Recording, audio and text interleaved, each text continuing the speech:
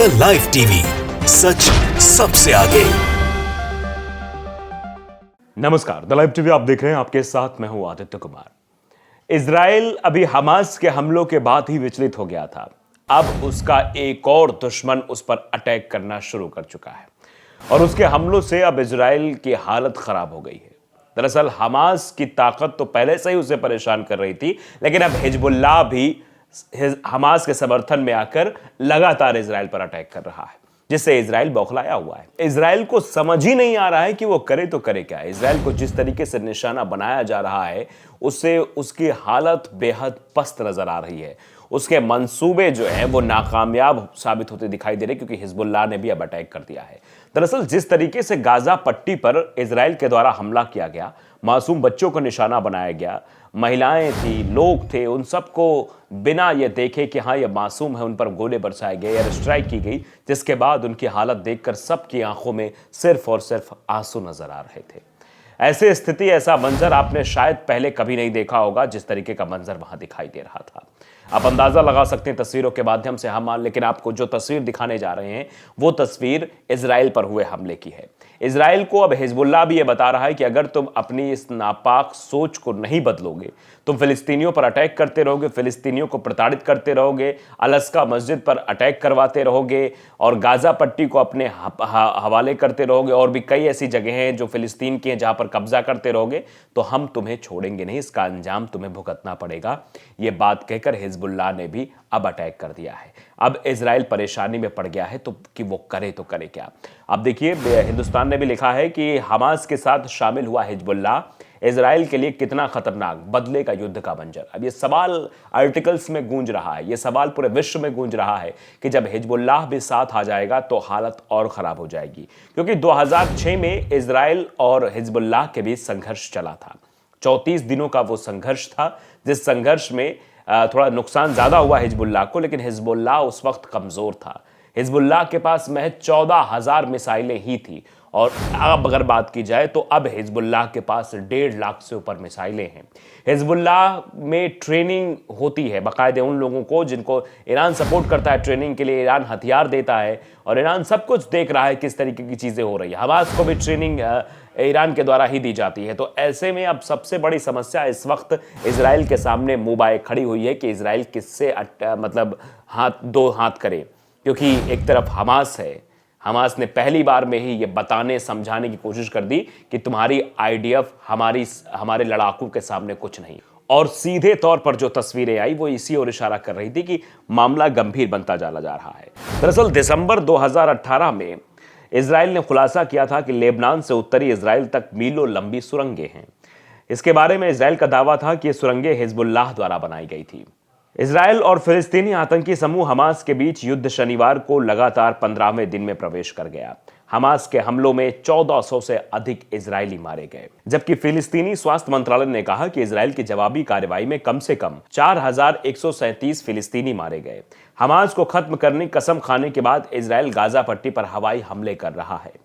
संयुक्त राष्ट्र ने कहा कि 1,40,000 से अधिक घर क्षतिग्रस्त हो गए हैं, लगभग 13,000 तो पूरी तरह से नष्ट हो गए हैं। यह आंकड़ा गाजा में सभी घरों का लगभग 1/3 है। आप समझ सकते हैं कि गाजा तो पूरी तरीके से तबाह हो चुका है, वहां रहने लायक कुछ नहीं बचा है।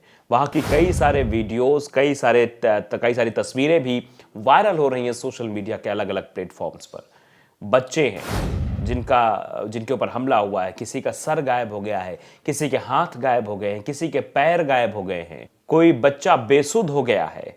आप अंदाजा नहीं लगा सकते वहां के मतलब हालातों का, कि किस तरीके से गाजा पट्टी पर बिना ये सोचे, बिना ये समझे कि अस्पताल है, यहाँ जो आश्रित लोग भी यहाँ सर छुपाए बैठे हुए हैं, यहाँ पर बच्चे भी हैं, मासूम लोग हैं, उन पर बमबारी नहीं करनी चाहिए। लेकिन इजराइल को यह समझ नहीं आ रहा है और इजराइल लगातार वहां पर हमले कर रहा है।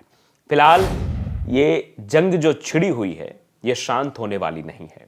ये अभी तो शांत नहीं होगी, अभी कईयों और को ले डूबेगी। इजराइल गाजा पर बड़ी कार्रवाई की योजना बना चुका है। यहूदी देश कभी भी गाजा में जमीनी आक्रमण शुरू कर सकता है। इस बीच खबर है कि ईरान समर्थित हमास के साथ अब एक और संगठन साथ आ गया है, जिसका नाम है हिजबुल्लाह। इजराइल के रक्षा मंत्री के हवाले से एक रिपोर्ट पर शनिवार को कहा गया कि हिजबुल्लाह ने युद्ध में शामिल होने का फैसला किया है। हालांकि मंत्री ने कहा कि वो इसके लिए भारी कीमत चुकाएगा। इजरायली रक्षा मंत्री योव गैलेंट ने शनिवार को कहा कि लेबनानी आतंकवादी समूह हिजबुल्लाह हाल के ही दिनों में उत्तरी इजराइल में इजरायली सैन्य स्थलों, सैनिकों और इजरायली कस्बों को निशाना बनाते हुए अपने मिसाइल, रॉकेट और शूटिंग हमले कर रहा है। गैलेंट ने लेबनान सीमा पर स्थित बिरानिट शिविर में 91 प्रादेशिक डिवीजन बेस पर सैनिकों से कहा, हिजबुल्लाह ने लड़ाई में भाग लेने का फैसला किया है, वे इसकी भारी कीमत चुका रहे हैं। उन्होंने सेना के जवानों से कहा, मैं मानता हूं कि चुनौतियां अब की तुलना में और अधिक होंगी और आपको इसे ध्यान में रखना होगा। किसी भी स्थिति के लिए पूरी तरह से तैयार रहना होगा। हाल के दिनों में दक्षिणी लेबनान में इजरायली सेना और हिजबुल्लाह आतंकवादी समूह और सहयोगी फिलिस्तीनी गुटों के बीच बार बार झड़पें देखी गई हैं। इजराइल को भी इस बात की आशंका है कि एक नया मोर्चा खोला जा सकता है। आईडीएफ ने कहा कि शुक्रवार को भी लेबनान से विवादित माउंट डोव क्षेत्र की ओर लगभग 20 से 30 रॉकेट लॉन्च किए गए। उत्तरी शहर में मेटुला पर 2 रॉकेट दागे गए। कई आईडीएफ चौकियों पर एंटी टैंक गाइडेड मिसाइलें भी दागी गई हैं और सीमा पर इजरायली निगरानी उपकरणों पर भी निशाना बनाकर गोलीबारी की गई है। उत्तरी सीमा पर नेतुआ और बिरानिट क्षेत्रों में सक्रिय सैनिकों के खिलाफ शुक्रवार शाम को आखिरी मिसाइल हमले में सैनिक भी मारा गया और कम से कम 3 अन्य सैनिक घायल हो गए। हिजबुल्लाह ने मिसाइलों और गोलीबारी की जिम्मेदारी भी ली है। हिजबुल्लाह जो है वो लेबनान में स्थिति एक शिया मुस्लिम राजनीतिक दल और आतंकवादी समूह की है। 15 साल के लेबनानी गृह युद्ध की अराजकता के दौरान स्थापित ईरान समर्थित हिजबुल्लाह इजराइल का धुर विरोधी होने के साथ ही मध्य पूर्व में पश्चिमी देशों के खिलाफ खूब आक्रामक है।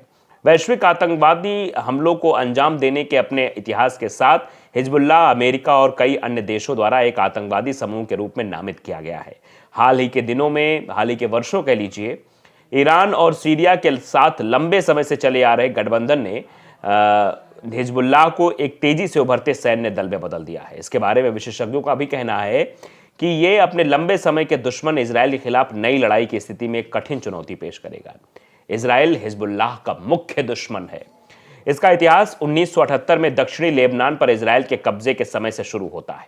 हिजबुल्लाह को विदेशों में यहूदी और इजरायली ठिकानों पर हमलों के लिए दोषी ठहराया गया है, जिसमें 1994 में अर्जेंटीना में एक यहूदी सामुदायिक केंद्र पर कार बम विस्फोट भी शामिल है, जिसमें 85 लोग मारे गए थे। इसके अलावा लंदन में इजरायली दूतावास पर बमबारी भी हिजबुल्लाह ने की थी। 2000 में इजराइल के आधिकारिक तौर पर दक्षिणी लेबनान से हटने के बाद भी उसका हिजबुल्लाह के साथ संघर्ष जारी रहा था।